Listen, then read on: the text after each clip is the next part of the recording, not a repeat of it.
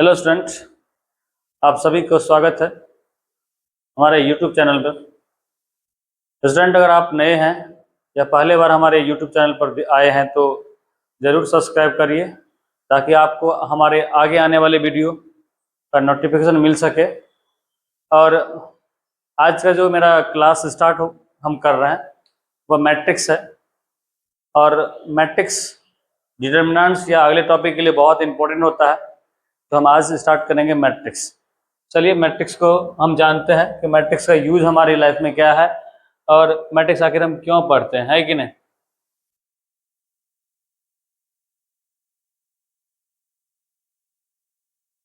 ध्यान दीजिएगा कि मैट्रिक्स क्या होता है। कि मैट्रिक्स ये 12th क्लास का बहुत अच्छा टॉपिक है। अगर बात करोगे तो क्लास 12th का, ये 12th का बहुत अच्छा टॉपिक है मैट्रिक्स, जहाँ पर हम लोग इस चैप्टर को हम लोग बोल सकते हैं कि ज़्यादा से ज़्यादा मार्क्स यहाँ से उठा सकते हैं, क्योंकि आसान है और हम लोग जोड़ घटाव गुना अलग अलग ऑपरेशंस पढ़ते हैं यहाँ पर मैट्रिक्स का। तो मैट्रिक्स डिटर्मिनेंट थोड़ा आसान लगता है कंपेरेटिव टू कैलकुलस। तो आइए हम इसको बेहतर बनाते हैं हमारे मैथ्स वे के साथ। तो चलिए स्टूडेंट, अगर हम मैट्रिसेस की बात करेंगे, एक मैट्रिसेस चैप्टर है, चैप्टर नंबर आपको ये 3 क्लास 12 में नजर आएंगे, जिसमें हम लोग मैट्रिक्स का डिफिनीशन, इसका जो ऑर्डर्स है वो जानेंगे, और इनके कई फॉर्मेट है, जैसे एडिशन ऑफ मैट्रिसेस है, मल्टीप्लिकेशन ऑफ मैट्रिसेस है, स्केलर मल्टीप्लिकेशन है, उसके प्रॉपर्टीज है, और भी इसमें टाइप्स ऑफ मैट्रिसेस है, जिसमें हम लोग पढ़ेंगे equal matrix, square matrix, rectangular matrix, column matrix, row matrix, identity matrix, scalar, diagonal, ये सारे मैट्रिक्स का टाइप्स है और क्लास 12 के लिए। अगर अपकमिंग क्लास के लिए जाओगे तो वहां पर और सारे भी है, जैसे इनवेलिटी है, आइडेम्पोर्टेंट है, नलिटी है, बहुत सारे केसेस है आपको मैट्रिक्स में। बट हम अभी क्लास 12 का ये मेरा लेक्चर चल रहा है, तो 12 के अनुसार हम जो सिलेबस में है उसको डिस्कस करेंगे। स्टूडेंट, क्लास 12 का जो चैप्टर नंबर 3 है, जो मैट्रिक्स है, जिसमें हम लोग अभी आज बेसिक डिफिनीशन से लेके और जो अब तक होगा मैं कराऊंगा, है कि नहीं। जानिए मैट्रिक्स क्या होता है। सबसे पहले हम मैट्रिक्स पढ़ने से पहले हम एक बात बताना चाहेंगे कि भाई मैट्रिक्स पढ़ते क्यों है, मैट्रिक्स का पढ़ने का क्या मतलब यूज है हमारे लाइफ में, उसको थोड़ा समझिएगा, है कि नहीं। तो मैट्रिक्स का कई यूजेस है। जैसे कि अगर बात करोगे आप, तो आप जैसे हम 10th क्लास में पढ़े थे कि linear equation in 2 variable 3 variables, तो उसको भी हम उसका यूज कर सकते हैं मैट्रिक्स के फॉर्म में। जैसे कि अगर हम बात करेंगे 2x प्लस 3y, है ना, 4z, या हम यहाँ पर इक्वल टू करते हैं कि भाई ये 2 है, ये 4x माइनस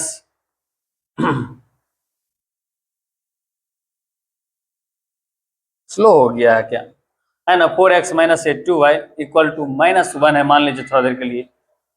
तो ये भी हमारे पास क्या है, एक लीनियर इक्वेशन इन 2 वेरिएबल्स है। तो भी इसका भी हम लोग यूज करते हैं मैट्रिक्स के माध्यम से, मैट्रिक्स के हेल्प से इसको सॉल्व करते हैं हम लोग, है ना। जैसे हम यहाँ पर बोले ना, to solve system of linear equations, है कि नहीं। एंड हम मैट्रिक्स को और भी पर्पज से यूज करते हैं। जैसे कि हम बात करेंगे to store and organize large amount of data, हम लोग बहुत मात्रा में जो डाटा हमारे पास होता है उसको स्टोर करने के लिए हम मैट्रिक्स का यूज करते हैं। जैसे 2D 3D डायमेंशनल, या जो भी कोई एनिमेशंस होता है, गेमिंग होता है ना, कंप्यूटर ग्राफिक्स का ये पार्ट्स है, वहां पर हम लोग मतलब मैट्रिक्स का ही यूज करते हैं। इसके बाद हम बात करेंगे इंजीनियरिंग में, engineering and physics for calculations for, है ना, इसमें भी यूज किया जाता है। इसके बाद और भी इसका साइड्स है, जैसे आजकल आर्टिफिशियल मशीन वगैरह वगैरह बनाने के लिए यहाँ पर हम लोग किसका, मैट्रिक्स का यूज करते हैं। तो ये तो रहा मैट्रिक्स का यूज। लेकिन हम अब जानेंगे कि भाई मैट्रिक्स का डिफिनेशंस क्या है। तो स्टूडेंट, मैट्रिक्स का डिफिनेशंस की बात करोगे तो मैट्रिक्स का डिफिनेशन है रेक्टेंगुलर एरे ऑफ अरेंजमेंट। आप अगर मैट्रिक्स का डिफाइन करोगे तो rectangle array of arrangement is known as a matrix. यहां पर हम बात करेंगे अ मैट्रिक्स, यहां देखिएगा, है ना, a matrix is a rectangular array of numbers, symbols और वेरिएबल, रो और कॉलम्स। अगर किसी मैट्रिक्स को हम, है ना, रिप्रेजेंट करते हैं, है ना, रो और कॉलम्स में, तो उसको हम लोग मैट्रिक्स कह सकते हैं। जैसे कि अगर बात करेंगे 2 3 4 1 2 3। देखिए भैया ये हमारे पास मैट्रिक्स का रिप्रेजेंटेशन है। मैट्रिक्स को इस प्रकार से हम लोग बदलते हैं, जहां कि हम ये बोल सकते हैं कि ये हमारा रो है, ये हमारा रो है, और ये जो हमारे पास कॉलम है, और ये कॉलम है, और ये भी क्या है हमारे पास कॉलम है कि नहीं। तो ये अलग अलग रो और कॉलम्स, समझे कि नहीं। अदर डेफिनेशंस भी समझ सकते हो कि matrix is a rectangular array of elements arrange in the row और कॉलम्स। वही चीज है कि मैट्रिक्स को हम लोग अरेंजमेंट करते हैं रो और कॉलम्स में, है कि नहीं। जानते हैं मैट्रिक्स, यहां पर देख लीजिए एग्जांपल के तौर पर हमारे पास एक एग्जांपल है जो कि हम एग्जांपल में लिए हैं, a इक्वल टू 2 5 3 और ये 7। यहां पर देख रहे हैं ये जो हमारे पास है ये रो है, ये भी क्या है हमारे पास रो है, और ये जो देख रहे हैं आप कॉलम्स देख रहे हैं, है कि नहीं, ये कॉलम्स है ना, ये भी कॉलम्स।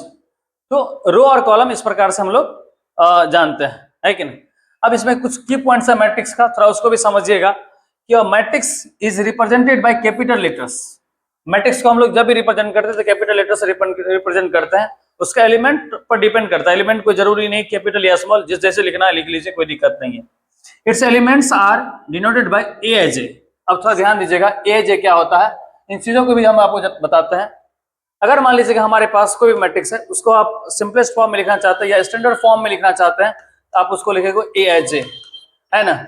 और where i is represented row and j is represent column. I represent करता है रो को और जे रिप्रेजेंट करता है कॉलम को। यहां पर लिखिए its elements are denoted by a as a, where i है ना is the row of numbers and j is column of the numbers, है कि नहीं। एंड अगर मान लीजिए हमारे पास कोई मैट्रिक्स है ना, जिसमें m रोज और n कॉलम्स है, the order of matrix is written as m cross n, where m is row और n इज कॉलम्स। अगर हम बात करेंगे हमारे पास कोई मैट्रिक्स है और मैट्रिक्स है उसमें एलिमेंट कुछ ऐसे है 1 2 3 और ये 4। यहाँ पर देखिएगा स्टूडेंट कि हमारे पास दो रो है, कितने रहे, दो रो है, एक रो और फिर दूसरा रो, है ना, एक कॉलम और ये दूसरा कॉलम। तो ये हमारे पास जो मैट्रिक्स हो जाएगा वो 2 क्रॉस 2 का होगा, 2 क्रॉस 2 का होगा। किसी भी मैट्रिक्स का हम अगर ऑर्डर पता करना चाहेंगे तो उस मैट्रिक्स के लिए हमें उस मैट्रिक्स का नंबर ऑफ रो और नंबर ऑफ कॉलम पता करना होगा, है ना, कि वह कितने ऑर्डर्स के मैट्रिक्स है। जैसे हम यहाँ पर आपको बताया कि हमारे पास 2 रो और 2 कॉलम था, ये मैट्रिक्स हमारा 2 ऑर्डर का हो गया, है ना। तो ये समझ सकते हैं। एंड अगेन अब देखिएगा if number of columns equal to number of row then is square matrix. तो ये सब तो हम आपको टाइप्स ऑफ मैट्रिक्स में बताएंगे कि स्क्वायर मैट्रिक्स क्या होता है, रो मैट्रिक्स क्या होता है, कॉलम मैट्रिक्स क्या होता है, ये बात हम आपको बाद में बताएंगे। फिलहाल आपको समझना होगा कि अगर हम कोई मैट्रिक्स को डिफाइन करते हैं तो उसमें उसको रेक्टेंगुलर एरे ऑफ अरेंजमेंट होता है कि नहीं। तो जानते हैं हम और भी इन चीजों को।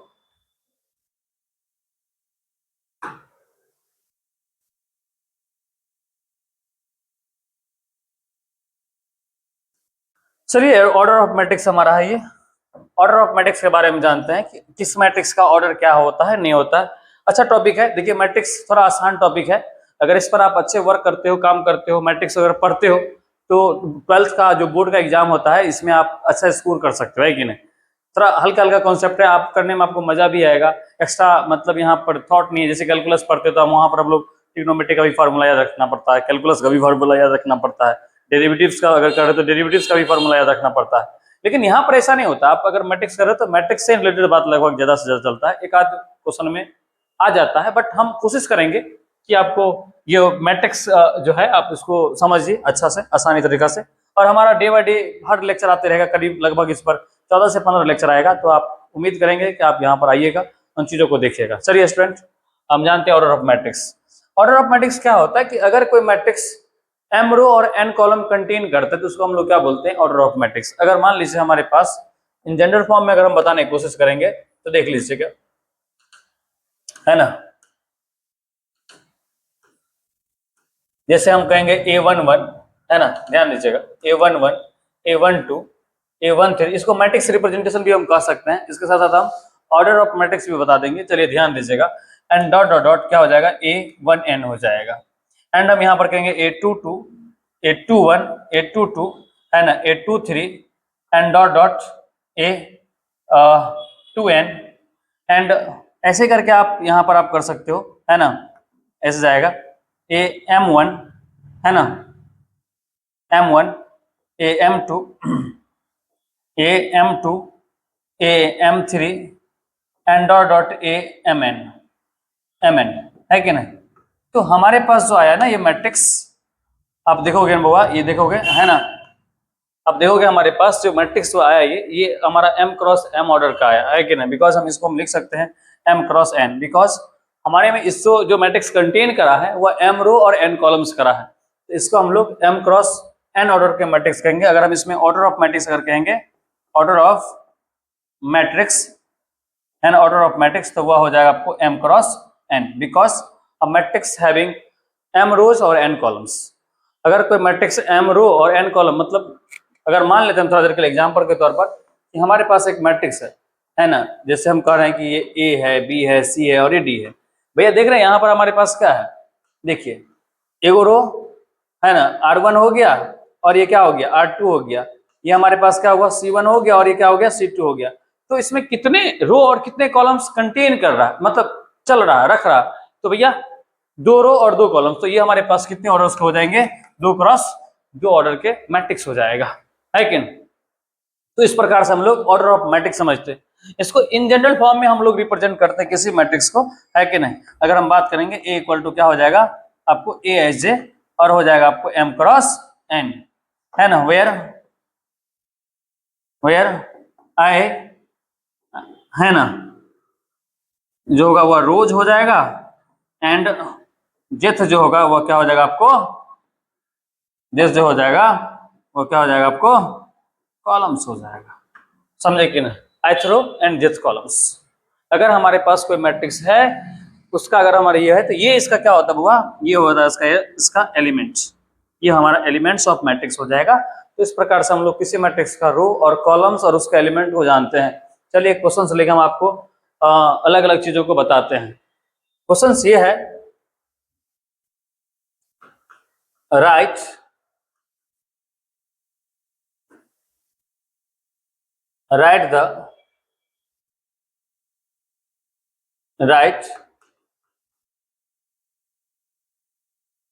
Order of matrix. दूसरा यहां पर हम कहेंगे, है ना, A11 A32 31 A23 इसको लिखना एंड हाँ ये है इफ A इक्वल टू हमारे पास हो जाएगा √2 3 4 1/2 0 5 3/2, ये 3 है ना, 3/2 ये हो जाएगा आपको 5 - 1। ये हमारे पास एक मैट्रिक्स है होगा, ये ध्यान रखिएगा, ये मैट्रिक्स है। और हम इसमें आपको अलग अलग चीज बोल रहे हैं, हम इसमें ये बोल रहे हैं कि इसका ऑर्डर क्या होगा, इसके ये अलग अलग एलिमेंट क्या है ना। तो देखिए अगर हम बात करें इसमें ऑर्डर का, अगर हम इसमें बात करें ऑर्डर का, तो ऑर्डर इसमें क्या होगा कि 1 रो 2 रो 3 रो, 1 कॉलम 2 कॉलम 3 कॉलम, है ना। देखिए यहाँ पर है ना हमारे पास R1 क्या हो जाएगा, R2 एंड R3, यहाँ पर कॉलम 1 हो जाएगा, कॉलम 2 हो जाएगा एंड कॉलम 3 हो जाएगा, कॉलम 3 हो जाएगा। तो स्टूडेंट यहाँ पर हमारे पास जो दिख रहा है वह ऑर्डर जो है दिख रहा है। ऑर्डर की अगर बात करेंगे, ऑर्डर ऑफ मैट्रिक्स की बात करेंगे, ऑर्डर ऑफ अगर मैट्रिक्स का बात करें तो हमारे पास कितना हो जाएगा, 3 हो जाएगा। एंड अगर हम बात करें इसका एलिमेंट का, जैसे हम कहेंगे A11, तो A11 का मतलब होता है इसका कि first row first column, first row first column.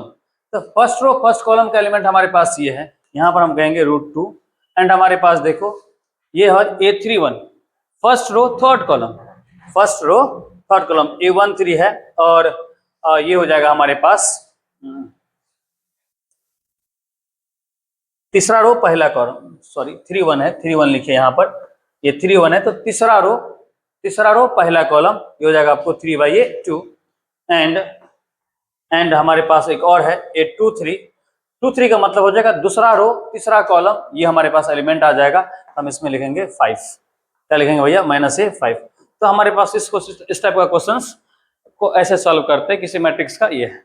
Student इस पर एक क्वेश्चन और आ जाता है जो कंस्ट्रक्ट बेस पर है, ऑर्डर ऑफ मैट्रिक्स को ही बिलोंग करता है, तो थोड़ा उसको भी समझिए। हम एक क्वेश्चन लेके आपको बताने की कोशिश करते हैं,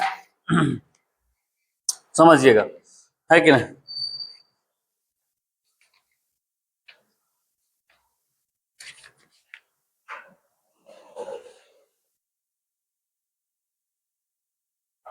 क्वेश्चन है construct a 3x2 order matrix A equal to A as a, है कि नहीं, whose elements are given by है ना A as a equal to I by j mods, है कि नहीं। ये हमारे पास एक क्वेश्चन है और इस क्वेश्चन में हम ये बता रहे हैं कि कंस्ट्रक्ट और 3x2 order matrix A equal to A as a whose elements are given by A as equal to I by j। ये हमारे पास इस मैट्रिक्स का एलिमेंट है। तो चलिए हम 3x2 का एक नए मैट्रिक्स कंस्ट्रक्ट करके दिखाते हैं एक्चुअल में वो मैट्रिक्स होगा क्या, है कि नहीं। तो करते हैं, देखिएगा हम लिखेंगे लेट A equal to, है कि नहीं, जो हमारे पास 3x2 जो अननोन मैट्रिक्स है जिसका एलिमेंट हमें ये पता है, तो हम उसको कंसीडर करके चलते हैं, मान के चलते हैं कि वह हमारे पास ऐसा मैट्रिक्स होगा, है ना।